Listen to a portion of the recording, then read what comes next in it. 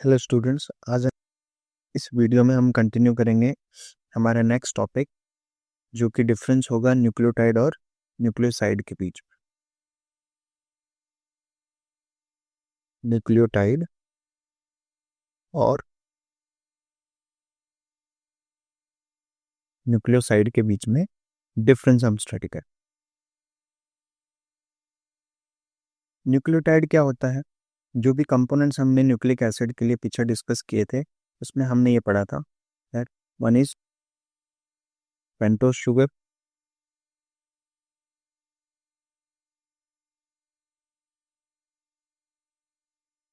Pentose sugar के साथ अगर ऐड हो जाए क्या नाइट्रोजनस बेस,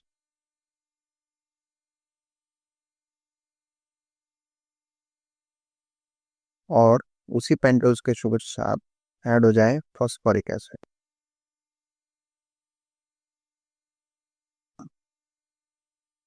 तो ये तीनों मिलके जो एक मॉलिक्यूल फॉर्म करेंगे that is known as nucleotide. तो न्यूक्लियोसाइड क्या होता है? न्यूक्लियोसाइड सिंपली होता है pentose sugar plus nitrogenous base. Means nucleoside और न्यूक्लियोटाइड में सिर्फ ये डिफरेंस है कि न्यूक्लियोसाइड के अंदर सिर्फ पेंटोस शुगर और नाइट्रोजनस बेस होता है, इसमें कोई भी फॉस्फोरिक एसिड प्रेजेंट नहीं होता। So that means there is no phosphoric acid present in the nucleoside. लेकिन nucleotide phosphoric acid, pentose sugar and nitrogenous base तीनों से मिलकर बनता है। सो बेसिकली जो हमारे पास डीएनए है या आरएनए है, जो जेनेटिक मटेरियल की हम बात कर रहे हैं, तो डीएनए या आरएनए वो सिंपली क्या है? एक पॉलीमर है, is a polymer of what? Of nucleotide.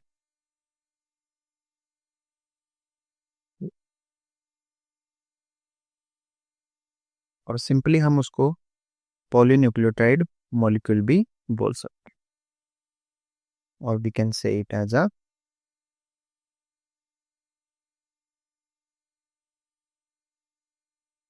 Polynucleotide molecule. तो डीएनए बेसिकली एक पॉलीन्यूक्लियोटाइड चेन है, एक मॉलिक्यूल है। तो ये जनरल डिफरेंस है जो कि न्यूक्लियोटाइड और न्यूक्लियोसाइड के बीच में होता है। अब नेक्स्ट हम डिस्कस करेंगे that is structure of DNA.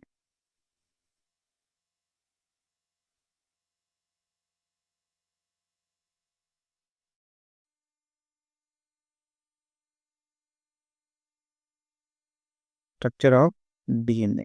DNA की फुल फॉर्म क्या है? कंप्लीट लिखते हैं, two deoxyribonucleic acid.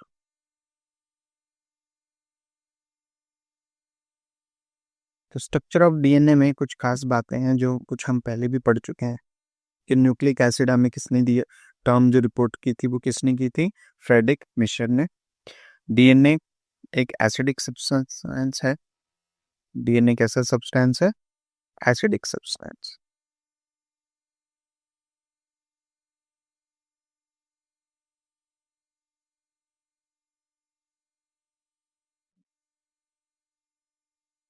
DNA का अगर हम स्ट्रक्चर की बात करें तो स्ट्रक्चर जो डीएनए है वो कैसा है? Double helix. डीएनए का स्ट्रक्चर कैसा है? Double helix. And this double helix structure is given by Watson and Crick.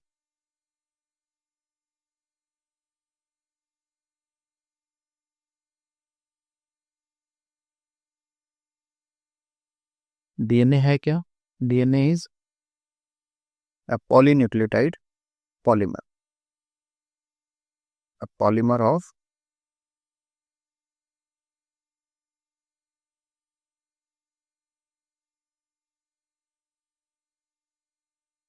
polynucleotides।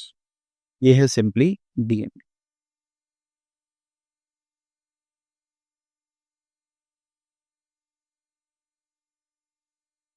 अगर हम जनरल एक न्यूक्लियोटाइड के स्ट्रक्चर को समझें, अभी हमें पीछे सिर्फ हमने उसके नाम पढ़े थे कि एक न्यूक्लियोटाइड के अंदर 3 चीज़ें कौन-कौन सी हैं। अगर हम उसको थोड़ा-सा ओपन स्ट्रक्चर बना के समझने की कोशिश करें, तो हम एक न्यूक्लियोटाइड की इमेज बना सकते हैं अपने माइंड में।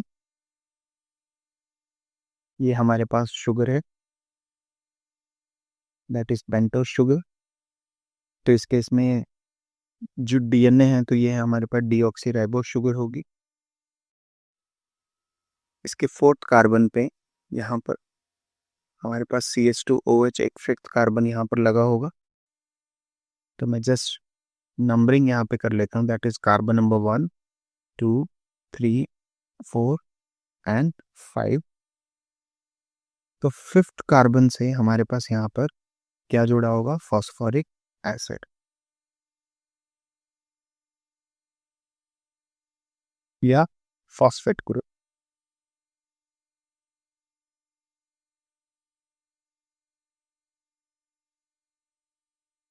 और फर्स्ट कार्बन से हमारे पास यहाँ पर क्या जुड़ा होगा?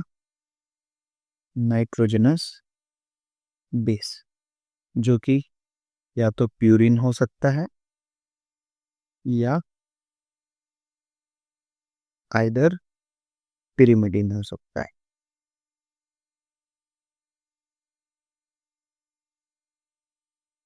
अगर प्यूरिन है तो जो 9th पोजीशन है नाइट्रोजनस बेस की, नाइट्रोजन जो फॉर्म लगी हुई है, वो कार्बन नंबर 1 से जुड़ेगा।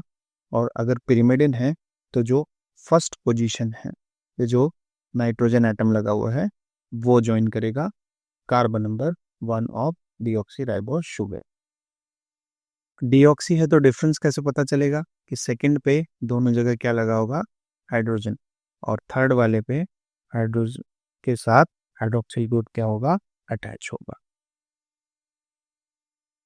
तो ये इस तरीके से एक जनरलाइज न्यूक्लियोटाइड आपस में क्या होंगे? अटैच होंगे।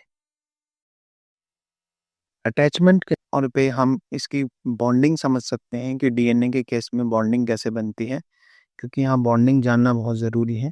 तो हम एक बार फिर से इसको रीड्रॉ करते हैं और बॉन्डिंग वाले पार्ट को समझने की कोशिश करते हैं। अगर हमारे पास ये एक राइबोज या डीऑक्सीराइबोज शुगर है, तो इसके 5th पोजीशन पे हमारे पास क्या लगा होगा? CH2OH। ये 5th कार्बन पे लगा हुआ है। और फॉस्फोरिक एसिड हमारे पास क्या होता है? इस तरीके से एक OH स्ट्रक्चर। ये फर्स्ट कार्बन है, ये सेकंड है, ये थर्ड है, ये फोर्थ है और ये 5th कार्बन है। यहाँ पर हमारे पास कोई भी नाइट्रोजनस बेस लगा हो सकता है, इधर प्यूरिन या फिर पिरिमिडिन। तो हम इसको स्टडी करते हैं। जब इन दोनों पार्ट में आपस में बॉन्डिंग होने की कोशिश होगी, तो यहाँ से -H2O मीन्स वाटर का क्या हो जाएगा? रिमूवल। और जब वाटर का रिमूवल यहाँ से होगा, तो एक ऑक्सीजन यहाँ पे लेफ्ट आउट बच जाएगी और वही ऑक्सीजन बच्चे क्या है यहाँ पर जुड़ जाएगी। तो मैं इसको अलग से बना रहा हूँ, यही ऑक्सीजन और ये इस तरीके से जुड़ गई। मीन्स OH वाले पार्ट यहाँ से हटा दिए, जो H2 के फॉर्म में यहाँ से निकल गए और एक ऑक्सीजन बच गई, क्योंकि H2 बनाने के लिए 2 हाइड्रोजन और एक ऑक्सीजन एटम चाहिए। तो एक ऑक्सीजन जो बची है, तो वो ऑक्सीजन यहाँ पे अलाइन कर ली। यहाँ पर जो अलाइनमेंट हुई है, इस टाइप के बॉन्ड को बोला जाता है फॉस्फो एस्टर बॉन्ड।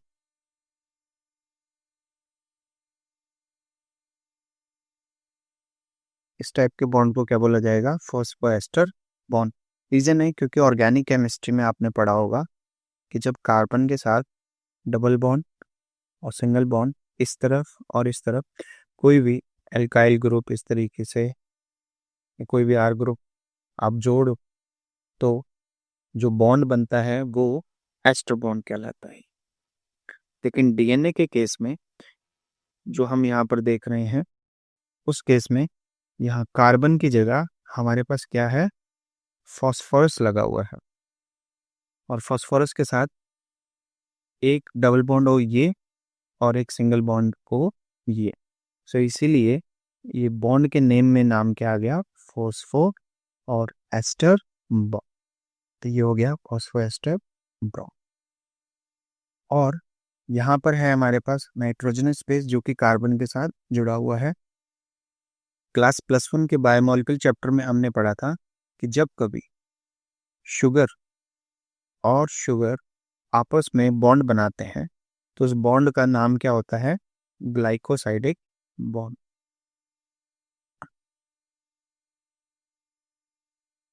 लेकिन यहाँ पर क्या है कि ये तो हमारे पास एक शुगर मॉइटी है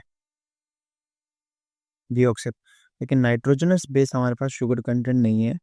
तो इस चीज़ का जो हमने नाम है वो शुगर और शुगर बॉन्ड के बेसिस पे तो मान लिया है, तो नाम यहाँ पर क्या हो गया, ग्लाइकोसाइडिक बॉन्ड। बट ये जस्टिफाई नहीं हो रहा, इसको जस्टिफाई करने के लिए हमने इसके आगे क्या लगा दिया, एन। तो एन क्या है, एन रिप्रेजेंट कर रहा है नाइट्रोजन स्पेस में जो नाइट्रोजन एटम प्रेजेंट है कि उसके साथ एक शुगर जुड़ी हुई है, this is known as an glycosidic bond. तो इस तरीके की बॉन्डिंग स्ट्रक्चर हमें देखने को मिलेगी एक न्यूक्लियोटाइड में, जो कि नेक्स्ट न्यूक्लियोटाइड से फिर जुड़ेगी, फिर नेक्स्ट से जुड़ेगी, जिससे हम ये देख पाएंगे कि पूरा स्ट्रक्चर किस तरीके से फॉर्म होता है। हम हमारे नेक्स्ट वीडियो में पढ़ेंगे वॉटसन एंड क्रिक का मॉडल, डीएनए का डबल हेलिकल स्ट्रक्चर किस तरीके से वॉटसन एंड क्रिक ने हमें समझाया, वो हम हमारी नेक्स्ट वीडियो में स्टडी करेंगे।